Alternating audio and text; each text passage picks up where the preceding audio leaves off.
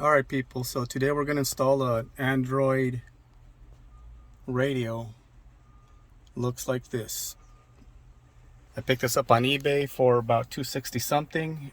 Took a while to get everything correct, going back and forth with the seller. But at the end I think I've got it. It's an alternative. This is just branded as you can see here. Turn it. It's just Android Intelligent.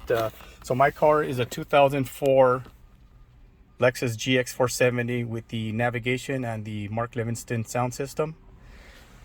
I'm going to show you how to connect everything because sometimes videos don't show exactly where everything goes, and all of these Android radios are a little bit different. So let's take a crack at it. Let me look at the back first.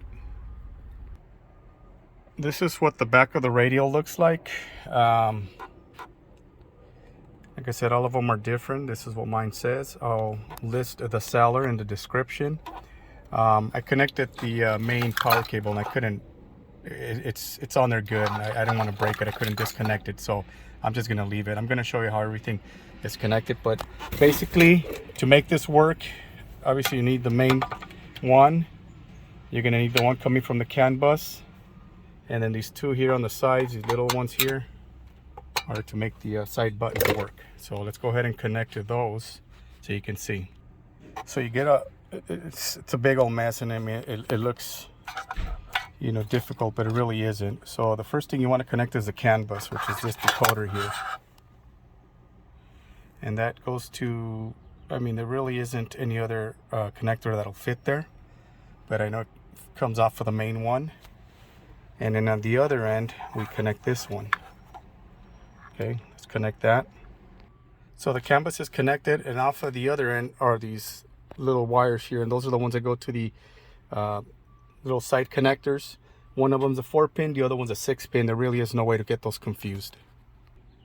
Okay, those are connected, as you can see. And lastly, there's another white set of white wires that comes off of the CAN bus, and it goes connected into the radio itself, and that is a 2, 4, 6, 8-pin. Again, you really can't mess that one up. That's how this one works. This is all you really need to get this working. That's it, as far as the radio. The other ones are for accessories, USB, and I think this is the reverse camera. So let's go ahead and connect those as well. And it starts to look like a mess now. Okay, there they are. Like I said, you know, the accessories, those are for other video in and out, I believe. Then you got your 2 USB connectors there.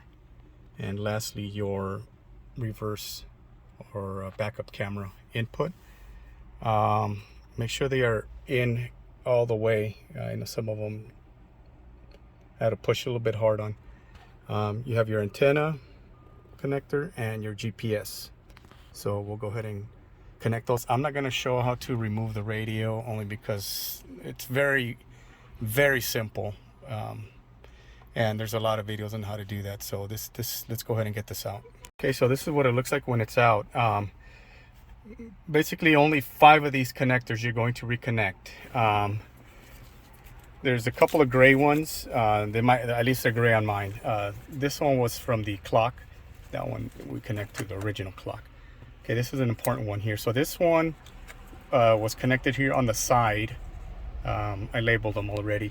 So that's the one that goes to the original, the navigation buttons, the ones right in the middle. This is the one that it's connected to normally, and normally, like I said, it's for the buttons right in the middle. That's where it goes. From the CAN bus itself, there is this wire here, this connector. Got a bunch of blue and green ones. That one goes to that one. So in that same harness, there are other connectors. These are the ones that are connected to the back of what looks like the monitor on the factory radio. First instinct is to connect all of them. My problem is that I had this little one connected, and that was screwing everything up. So the only one you're going to connect from these, on mine at least, it's, you know, this one that looks like this. Let's go ahead and show you the end of that.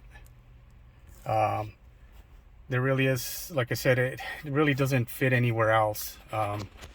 find a connector that fits that, and that's the one that'll be basically. And that is it. That's what it looks like on mine. Like I said, the colors are like gray and like a brown on the radio, and you can see on the factory side got some pink and green. Got that one and that one. That's it for this wiring harness. Now the wiring harness that was the connectors that were connected to the stereo part itself on the lower section of the factory radio, we'll go ahead and connect all of those. Okay, that's what it looks like now. Radio side and the factory side over there.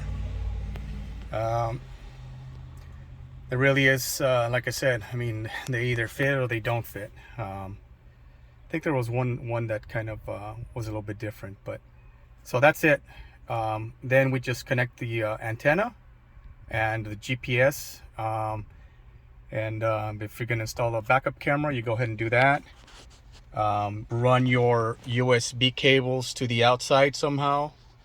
You know, your choice on where you want to put them. Just let them hang or install a little panel, whatever. So I'm going to go ahead and do that, and I've got a reverse camera that I'm going to go ahead and test out, and hopefully that works, and we'll do a little bit of a setup as well, because that was also another that was another issue. Okay, so there it is, everything connected. I installed the clock to the top of it. It's very simple. You remove it from the old one, and just 2 screws, one on each side. It pops in. I was not able to connect the or I guess move the rails, those metal rails over, but this thing just kind of pops in there, clips in there, and it seems pretty sturdy. So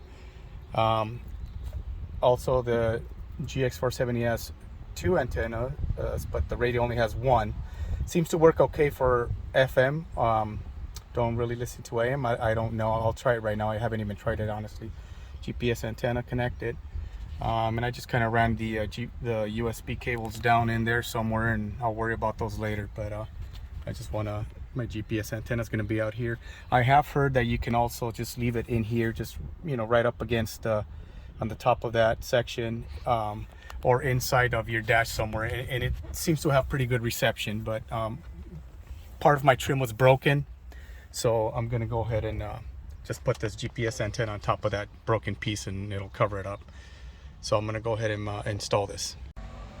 All right, quick update. The reverse camera, it took me a while to figure this out, but basically it you know, so the trigger, okay, so it is connected to the that final connector there, but the trigger took me a while to figure out is a brown wire that goes to the main power connector. You can see it right there. Mine, it's brown, but basically you got your ground, you got your red AC, and then it's a brown one, and it was actually connected to this one right here. You can see right there, I cut it, so it's on mine, it's a big one. No label, no nothing, and I'll show you how I figured that one out.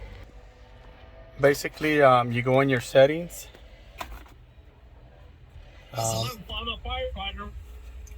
Getting on a plane at LA. Click on this, and then on the main connector, these, it shows you what the pins are, and it's so far it's been accurate. So I just basically looked for one that said oh no, actually it was on this one over here, I'm sorry, the main power connector. There we go. You see that A6, it says back. A6 is right there. So I know that A8 and A7 were, like I said, AC and ground. So I know the next one over was a back wire, A6. And I tried it and it worked, so there you go.